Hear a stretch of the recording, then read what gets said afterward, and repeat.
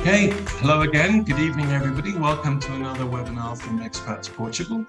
Tonight, we're going to talk about buying property in Portugal, and we have the wonderful Pieter Van Nuenen, who, together with his lovely wife Alice, runs a business helping people to search out and buy properties in Portugal. Pieter can start at a very low level and help you identify a property and then scale up if you want more work done on that property, right through to you being able to sit down on your sofa in your new property. Is that about right, Pieter? Yeah, Gary, thank you for Okay, the good. introduction. Right, I think I simple. think So we without further ado, I'll hand over to you both, you and Carl.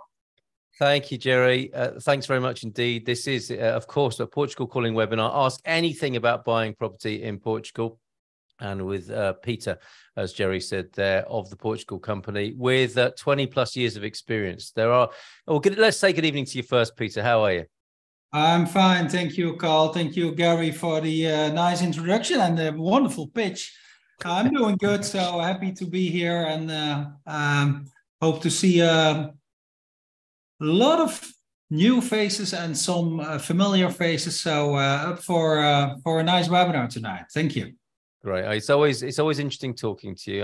We always have a great conversation, and I think we need to go back to basics as well tonight in a way and redefine this term buyer's agent, because if anybody didn't see last week's webinar, we heard from Dwight, who's here tonight, and the horror story really that they went through, which you can rewatch. Not you, Dwight. You've been through it yourself personally. You don't want you suffering that again. And this is the way to avoid it, is to work with professionals like Pieter and Alice, as Jerry said there. And I want to go back to basics with this idea of the buyer's agent. And people seem to be playing fast and loose with this term. To you, Pieter, the Portugal Company, how do you define this phrase buyer's agent? How does it work for you, and how do you offer that service to the public? Yeah, it's a very good question. And indeed, we see since a year or 2 or 3 maybe popping up a lot of businesses and individuals calling themselves buyer's agents or buyer's advocates or whatever. I think what it includes for us is really the entire process of looking for the right property for people that want to move to Portugal or want to invest in Portugal for a second home, a holiday home. That's what we also can help with, of course.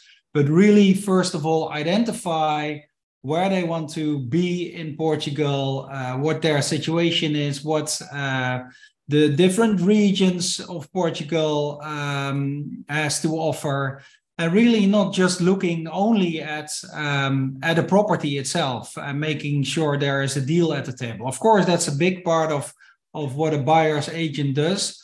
But what we do is really try to, but sometimes we step in the middle of the process, but we prefer to really step in a very early stage of the process and really invest a lot of time talking to people where they want to buy, where they want to live, what type of climate, what type of region, how far from airport, things like that. So it's really contains a lot of different criteria. And of course, as I said, it's in the middle, there is always a property, right? Because people want to buy something, and that's where we come in to help. But before and after, there's also a lot of services that we can provide, or if we don't provide them because we are not the expert in that field, we are very happy to connect them with the right experts, lawyers, engineers, or what have you, to make sure that that newcomers in Portugal are having a good experience and not this nightmare that Dwight and Gail went through earlier this year. Absolutely, yeah, and the sense I get is you're truly on the side of the buyer. That was the problem for Dwight and Gail, of course, is that somebody who said they were a buyer's agent, but they actually seem to be representing a lot of other people as well. Sometimes it would seem at the cost of Dwight and Gail, potentially. So 20 plus years experience in this profession, Pieter. It'd be great to know a bit more about you actually, and your origin story, as it were. Okay, cool. Coming Yeah. into this, how did you get into it? I think it was kind of not a set up plan. I mean, back then I was working together with my wife Alice in the Netherlands. I'm a Dutchman, but I met Alice in 2000 here in Lisbon, in Portugal, when I was a bit younger, of course, and I took on an adventure from the Netherlands to Portugal. To work in Portugal as a young marketeer and a advertising guy. And yeah, we met, but back then the economy in Portugal, as you can imagine, was a bit different. It was very, very closed. It was really, geographically, it still is on the outskirts of Europe. But back then it was really, really different. And we decided to move back to the Netherlands to enroll in more corporate jobs, which we did for about 15 years, till 2015, 2016. And then we moved back to Portugal and started this business. So the 20 years experience is not in running only this business. It goes back further. In 2005, we bought our first property in Lisbon, on top of one of the hills in Lisbon, next to the castle. Back then, also a very quiet, very laid-back neighborhood with a couple of tourists. But hey, everyone was welcome to join and to move into the castle, the garden of the castles. But well, I think most of us have been there. If you want to enter there, you have to line up, wait for 45 minutes. Pay a ticket, which is fine, but it's different. So it's changed a lot. Mm-hmm. And since 2017, we got a lot of questions from first friends and family if we could help them and advise them in buying and helping them through the buying process, because people don't speak the language, they don't know the particular elements of buying property here. So that's why we started with as kind of a hobby, as a passion. And in 2018, more or less, it became really very busy. And we thought, hey, and we loved it. So we decided to make our business, to build our business around it. And I think since then, we have helped a lot of people, not only friends and family, but a lot of people from Europe, from the UK, from the Americas, well, everywhere. I think there is a big spotlight still on Portugal. So really happy to continue to do so. And I think I've said this a couple of times in a previous webinar as well, Carl.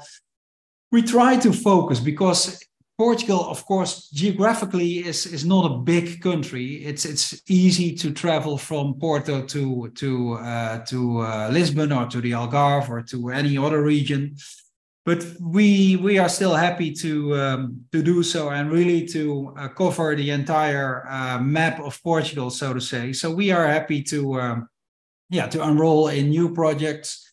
We normally do about 20 to 25 projects a year.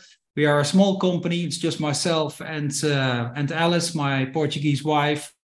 We don't want to have people on our payroll and have an office in Porto, one in Lisbon, one in Cascais or whatever. No, it's just the two of us, a very flexible, small team. And if we need experts, we set up a team, sometimes with our colleagues from the Dream Team. Some of you know them, sometimes other people. Well, it really depends on what we need and what the client needs, right? So right. That's a bit how we work and where we come from. Excellent, excellent. So personal experience, professional experience, and a love of Portugal. And of course, you have your place in the capital, and you're lucky enough to have a second place. I don't know which is first and which is second, but you have the best of both worlds. Don't you? You have a beautiful rural a place to go in the countryside, and right in the heart of the capital as well. So it was great that you got in early, as it were, and you have, like you said, the spotlight is on Portugal, continues to be. How are you seeing that at the moment, Peter? The rising demand and interest in Portugal, right? That we're seeing no sense of a let up in that, are we? No, not at all. I think we from a business perspective, we were, well, not afraid, but we were a bit like, hey, what's going to happen? There's a lot of changes, political changes, and also a lot of new regulations and so on.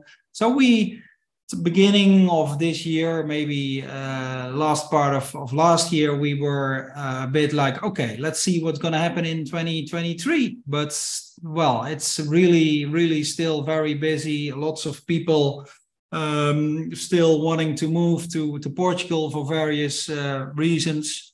So I think and I'm not a guy that's really involved in politics. I don't like it too much, to be honest. But I think in Lisbon, people from different parties can decide whatever they want. But in the core, Portugal stays as it is. It's a beautiful country. It's with friendly people, lovely climate. We were just discussing before the show, sometimes 2 or 3 days in August, it's a little bit too hot, but for the rest of the year, it's just perfect. So, I mean, you can take it from a lot of perspectives, but it's just a beautiful country to live, and the quality of life is really amazing. So that's why I think that people are really enthusiastic and really positive about considering to move to Portugal. Yeah, well said. Yeah, I think we haven't seen anything yet. Basically, it's going to grow and grow, and I'm glad to hear you haven't been too perturbed by the government's efforts when it comes down to solving the housing crisis. It looks like interest and confidence in Portugal is remaining high. That's great. Sloan, good evening to you. Ola from Los Angeles. Great to see you. Patrick and Barbara, less than 2 months from the confirmation visit. Excellent. Good evening to you, Anna. Thank you for being here in Cascais, and I'm sure you'll join us with anything anyone wants to know about Cascais this evening. So do get your questions in, folks, of Peter. I'm going to ask Peter to go through a kind of anonymous case study of how somebody would engage him in the processes that he would go through from A to Z, and that moment that Jerry talked about where you actually sat on your sofa drinking your first bottle of Portuguese wine. Before we go there, let's say hello to Rosalind as well, who's been to the camera to start the crew journey. It sounds like, yeah, you're claiming your new residency as already EU citizen in Portugal. That sounds great, Rosalind. Good luck with that. David in Charlotte, North Carolina. Now, we were talking earlier about these new speed cameras on the Portuguese roads. Apparently, the police not only are incentivized, but they have quotas to fill as well. So be careful, folks, in your cars. And we were delighted to share that Amit, if you tuned in last week, you'll have heard the long drawn-out saga of Amit trying to be united with his new vehicle. He finally is. We've got great news. No sooner had he spoken about it last week that it arrived. So it's like, I don't know, a lucky charm here to be on a Expats Portugal webinar. You're welcome, Amit. Ola from Texas, from Barack as well. Connie in Calgary in Canada. How are you doing, Connie? Paul Richards, good to see you here. And there are some questions coming in about mortgages, which is great. And we'll address any aspect of buying a house here in Portugal with Peter. Although Peter does do rentals as well, so I'm sure he's got some insight on that as well. So yes, if you could give us a kind of case study, A to Z of how you begin with somebody ringing you up and saying, Peter, I want to work with you. Walk us through that, if you will, Peter. Okay. Yeah, well, there is not something like a standard way of working, but as I said, we prefer to be involved in a very early stage, because then we think we can add the most value. So if somebody reaches out to us by phone, mail, or what have you, then we always set up a video meeting, or we meet here in somewhere in Portugal, but 9 out of 10 times it's via a video meeting because people are not always already in Portugal. Because people want to see faces, we want to see faces, and also our potential client want to see faces, but we also want to listen and to learn from your ideas, what you have been thinking about, what your current ideas are, and where we, as I said, can step in and guide you through the process. Sometimes we have people that are very specific. They want a house somewhere close to an international school. So it's really not then our task to talk about regions and climate zones. Sometimes people are saying, no, we are very open. We want to move to Portugal. Tell us what about the climate and the culture and about all kind of regions. So then, of course, we invest more time in this first phase. So, but it always starts with these calls and sharing information. And then after that first phase, we start to build on sometimes it's a long list, sometimes it's a short list of properties that really tick all the boxes that our clients wants to work or to buy. And we reach out on their behalf to the realtors, to the agents here in Portugal, to do some desk research. We really want to know before we schedule a viewing. A whole lot of questions like the status of a building, the neighborhood, because I think we all can say that Idealista is very helpful to find property and to look through a million of listings and also a million of images. But you really want to know more in detail about this property, about the region, about the surroundings and stuff like that.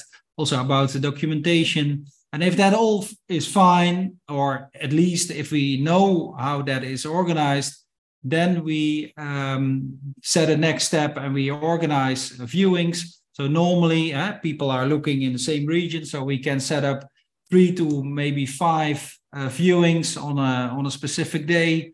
Then we meet, most of the times, that's the first time we meet in person with our customers. We meet at a coffee in São Pedro do Moel or in Cascais or in Porto Center.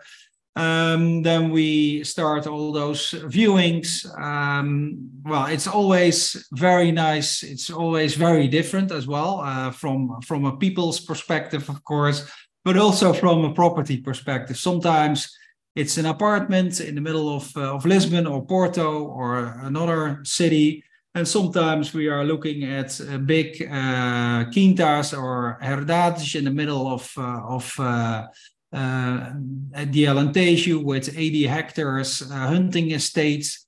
It's for us also a very, very big honor to be involved. I mean, for us, it's really, I'm not exaggerating here, but it's our dream job to really be able to look on your behalf for property. And as I said, there is also no budget range, because people sometimes think, hey, hiring you guys, then we need to spend a lot of money on the property or something like that. No, that's not the case. That's why we really want to be involved in this early stage to make sure that that we have the full picture of what you are looking for, and to really determine, and it's not us, but it's really two-way traffic, if we can add value. And if that's the case, then we go on and we enroll in this project. Brilliant. Excellent stuff. We are having questions about mortgages. We'll come back to those as well. Brian celebrating getting a NIF number. That's great. That's always a breakthrough, isn't it? While you were saying there, Peter, that it's your dream job, I was wondering what, and I don't know if you can tell me this, and obviously you won't break any confidentialities, but what are some of the most interesting or bizarre requests you've had from people in finding properties around? Wow. Yeah, well, I don't. Well, What do you think? I can't tell them about that one or that no, one. yeah, Maybe this this one. is a tricky question. This is tricky. No, but yeah, believe me, without getting in details, we have seen the most beautiful properties, and also, you know, which is also very interesting, how people turn a property that they buy into their own property, if you know what I mean. Yes, a To house give into a home. yeah, for example, we were invited by a client that worked with us, I think 3 years ago in the Douro Valley. They bought a very nice quinta overlooking the valley, overlooking a part of the river. And when we came there with them the first time, let's say 3.5 years ago, the views were stunning, and they are still stunning. But the house was really just a normal house, and the gardens and the terraces were it's not a vineyard, but they are growing blueberries, myrtillus. And after being back 2.5 years or 3 years now, it's really amazing what they did to it. And they are running Airbnb. They are running a very healthy farm, selling their blueberries.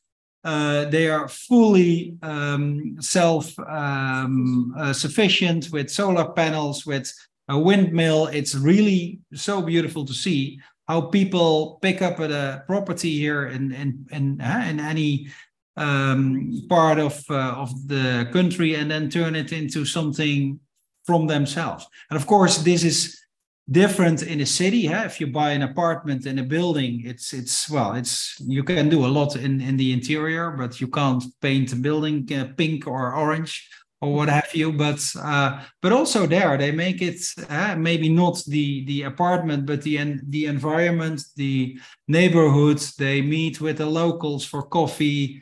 You can see the quality of life of people is really increasing, and they do a lot of effort to try to speak Portuguese. We love it. It's very Wonderful. nice. Yeah. I mean, you're truly involved in people's dreams, aren't you? And how lovely to go back and see that they're unfolding in that way. Wonderful. Thank you very much indeed. We've had the answer to the question about the upper age limit on mortgages. Thank you very much. It's 75, and Vera may well be with us from Mortgage Direct in the Dream Team session. The link for that is also in the chat tonight. Peter may or may not join us. You might be exhausted after this, Peter, but if you're very welcome to join us for the Dream Team session as well, straight after this one. And a great testimonial for you, about you. Hello, please share, says Sloan. I just started working with Peter and Alice on a difficult deal in Lisbon. Found them through Expats Portugal. I'm so impressed so far. Their knowledge, attention to detail, responsiveness, honesty is so comforting. Buying property in Portugal is a scary endeavor, and they are making it tolerable. I've worked with many real estate agents in the US, and not a single one has been so honest and hands-on as Peter and Alice. What a fantastic testimonial. And thank you, Expats Portugal, for having them on the Dream Team. So let's go into that, and your difficult deals and the honesty and helpfulness you've obviously afforded Sloan here. You get in there. Obviously, your secret weapon is Alice, as the native Portuguese person and speaker. Good evening to you, Alice. And you don't mind getting in there and getting the best deal for your client, because this is a very important part of the process, isn't it? Yeah, it is. So first of all, thank you very much, Sloan, and it's an honor to work with you as well. It's a complicated start, and you know what I'm referring to, but that's what we also like to do, right? So it's easy to buy property if everything is correct, if everything in the documentation, in the building or whatever is okay, then we can make it happen in a month, and we make a toast afterwards. That's also what we love to do, by the way. But for whatever reason, a lot of people reach out to us for more complicated projects, which we like, and we really won't scare off. And we never tell people that, we also tell sometimes that they better not engage in that project, but 9 out of 10 times we really try to make it happen. And that's also the case. What's gonna hopefully happen with the projects with Sloan and his family. So complicated projects. I mean, we after a couple of years, we thought, well, we have seen it all. I mean, because it can be complicated in terms of ownership, or it can be complicated in terms of technicalities or documentation. But hey, this country is, and I don't want to make people afraid, but it can be sometimes complicated from a bureaucratic perspective, but also from other things like ownership. People are very proud. They don't want to sometimes just sell to the highest bidder. They are Portuguese families. They might have lived and really be born and raised on the property, and with not only with their families, but for generations. So there's a lot of history and culture in these projects. And as you said, Carl, with Alice, we have a very, very strong point, and a very good point here, because she really reads between the lines. And in all those conversations with the people, we try to manage things between it.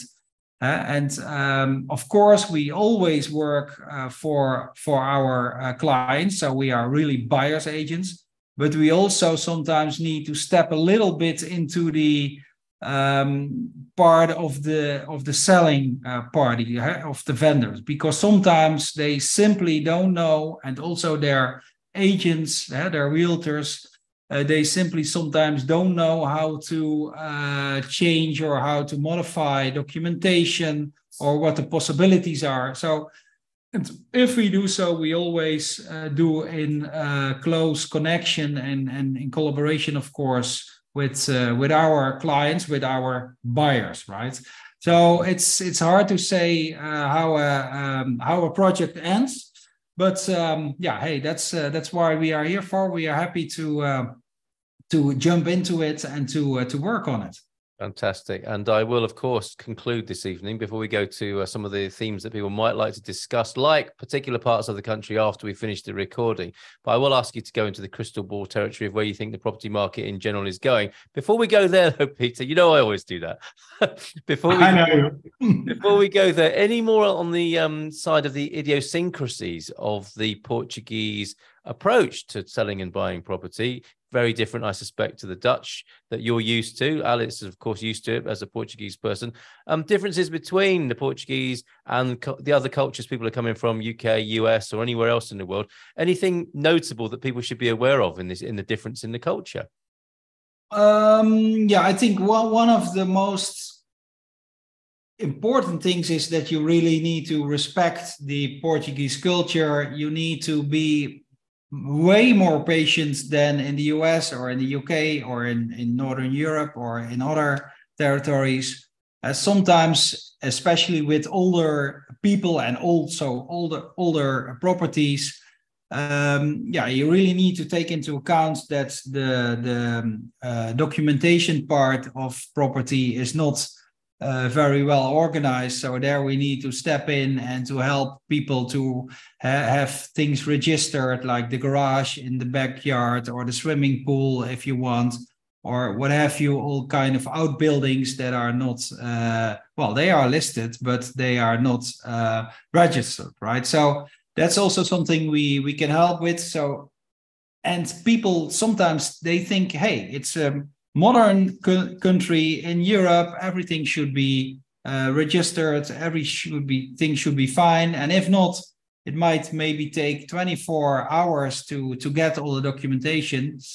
No way, it will take you a bit longer, unfortunately, but hey, in the end, it will be there. And I think that's really also something that we really need to look at.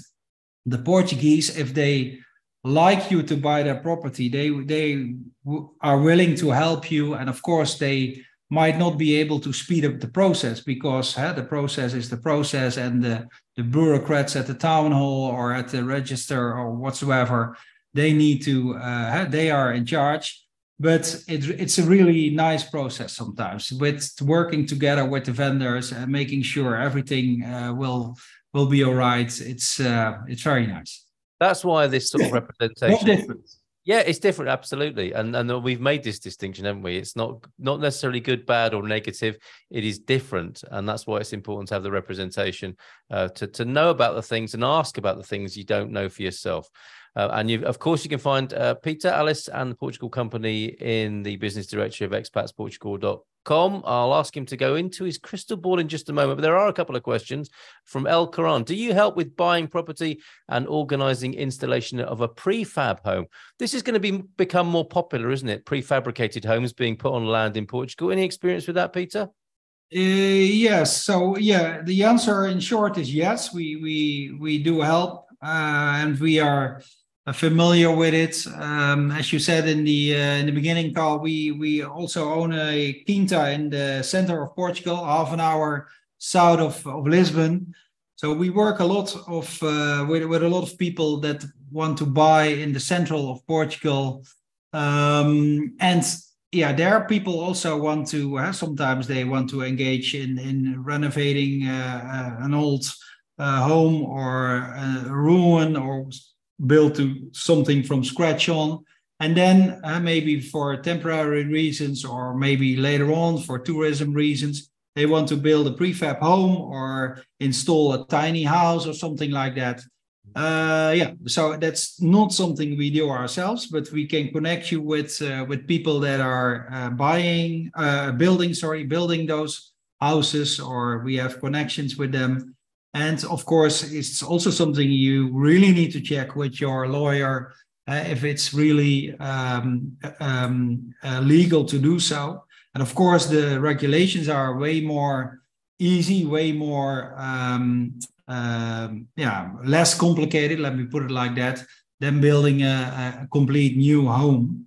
But hey, you need to look into those things as well. I suspect it's going to become a more popular route, especially the more people do it over here. Dwight, is it truth or myth? It's a great question. Truth or myth moment, Pieter, that anyone can represent a buyer to a property for sale? I guess they can, really, can't. There's nothing to stop that happening. Yeah, yes and no. So, I mean, you can just start your own website or whatever, make a business card and put your name on it, and then put buyer's advocacy or whatever underneath it. But yeah, you also need to take into account a lot of laws. There is this association in Portugal which represents agencies that are involved in real estate. And 99% of the people that are registered there at IMPIC, it's called, is representing people that are selling their property. But we are also registered there. We also have our AMI and things like that. So you also have to be insured against all kinds of responsibilities, because we sometimes take on a very big responsibility. People asking us to buy property on their behalf without being here in Portugal. That's something right now, it doesn't happen a lot, but back in the COVID times, people were not able to travel, but they just wanted to buy. So they sent it out us to be their eyes and ears and set up POAs and things like that. So yes, you can call yourself a buyer's agent. You can start with that tomorrow, but let's take it, or let's be honest about it. It's a big responsibility. You really need to take on your insurances, your responsibilities with this real estate association in Lisbon or in Coimbra or wherever they are based. So yeah, yes and no. So yes, you can start, but hey, you really need to kind of differentiate yourself from what you're doing. Absolutely. And I think Dwight's asking that not because he's going to go into that business now, but because to protect other people from that claim, people making that claim that they are a buyer's agent, and anyone going into it willy-nilly. Really, buyer beware. You've got to make sure that people can deliver, right, with this sort of thing. Yeah, I think we talked a little bit about it, Dwight, right? A couple of months ago when you already made the decision to buy and to come to Portugal.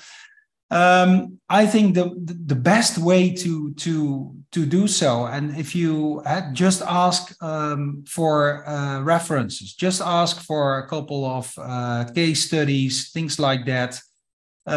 Call previous clients, whatever. And I mean, if a buyer's agent is an honest guy, he's happy to share. I mean, Yeah, if right. he's asking me, hey, can you share recent projects that you did in Lisbon? I'm happy to connect you guys with people. If I was saying, nah, it's a bit complicated because of privacy or something like that, Yes.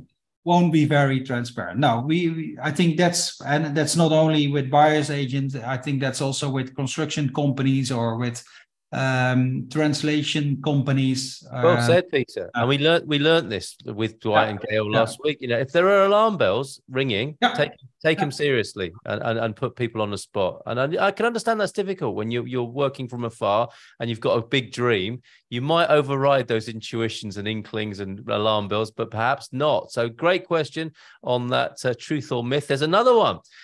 Truth or myth, Peter? Portuguese sellers usually sell their properties as is and do not usually allow home inspections prior to negotiations. Tell us about inspections. Yeah, it's not a truth or a myth. I think it's somewhere in the middle. I mean, if there is a good reason to do a inspection, we always advise you to go in with an inspection. We can arrange and set up a team. It's not something that we do ourselves. We are not engineers, so that's something we really want to hire experts in the field.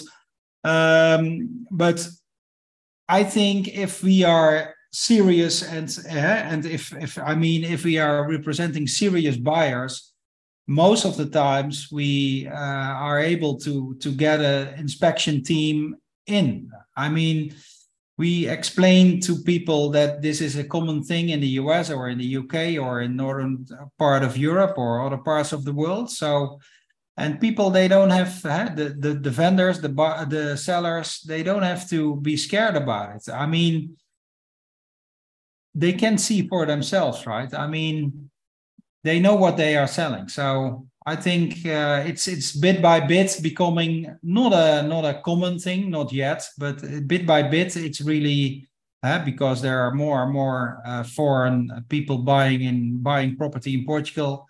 It's becoming more and more common. Fantastic. Thank you for that. I'm liking the truth or myth moment there. A quickie from Alex. What is the expected time frame? I know this is a bit of a piece of string question, Peter, of course, but you might be able to give us some guidance. What is the expected time frame from making an offer? You know where this is going, don't you? To purchase, to closing, if a loan is involved. That's the key. Okay, yeah. I think if a loan is involved with a Portuguese bank, we can close more or less in two months. And then, of course, the paperwork, the documentation of the house that you are buying should be all correct. I mean, if we need to go back to the town hall to ask for new documentation, things might take longer. But imagine if you're looking in buying a recent apartment in one of the bigger cities or a house that was recently built and the entire documentation is very well organized. We can get a pre-approval from a bank within maybe 2 weeks. We can send them in to do appraisal the week after. Well, it really depends on a lot of criteria, but yeah, we have done it also with a mortgage involved, with a loan involved within about 2 months. Wow. That's good going, isn't it? That'll be encouraging to some people, but you can't guarantee it, obviously, because there are so many variables. There are so many variables in the mix with that. Great question, Alex. Thank you very much. A quick crystal ball time then, Peter. Where do you think this Portuguese property market is going right now? What's your view of it? Yeah, that's my favorite question. Thank you, Carl. No, we don't hold you to it, but we know you're a man in the know and in the middle of all of this. So it's good to get I think, and this is not a organized answer or something like that, but I think my answer over the years that we are doing these webinars is more or less the same. There's always a reason that I or other people think, hey, now there will be a dip, or prices will decrease. But on the other hand, yeah, we are always surprised that things just go on. I mean, it really depends. Let me make a bit of a side note. If you are buying in Lisbon, Porto, Coimbra, let's say the big cities. Also, it counts a bit for the same for the Algarve. But things are, still not as maybe 3 or 5 years ago when really prices were increasing heavily, but they are still increasing. If you, on the other hand, are looking for property in the interior, in the central of Portugal, or in the Alentejo or in the north, and I mean not in the north in the city, but maybe inland in Trás-os-Montes or in the Douro, there you see that things are becoming a bit, keep it safe, less expensive or whatever, but also not this big price drop that a lot of people were expecting already during COVID a couple of years ago. Everyone was really afraid and thought it would be a market correction of 20 or 30%, but it didn't happen. I think there is a little correction going on, as I said, in the interior, outside of the cities, which is healthy. Also, we were looking at things here in the big cities because of this regulations and the politics around Mais Habitação, the program that was presented by the Prime Minister a couple of months ago.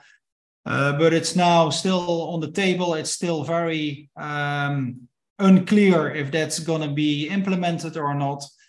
And on the other hand, there are still a lot of people like you are looking at moving to Portugal, which is a big thing. And of course, prices, if you compare it with 5 years ago or even further back, prices are way more expensive. But if you also compare it, and I think that's a very interesting thing to do, and this is also not a crystal ball call, but if you look at the comparison or the reference between prices with Spain or with France, it's still very attractive to buy property here in Portugal.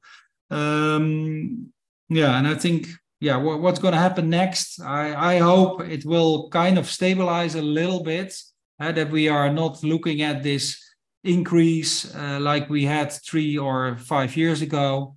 So people can rest a little bit, and then the market will be stable, hopefully.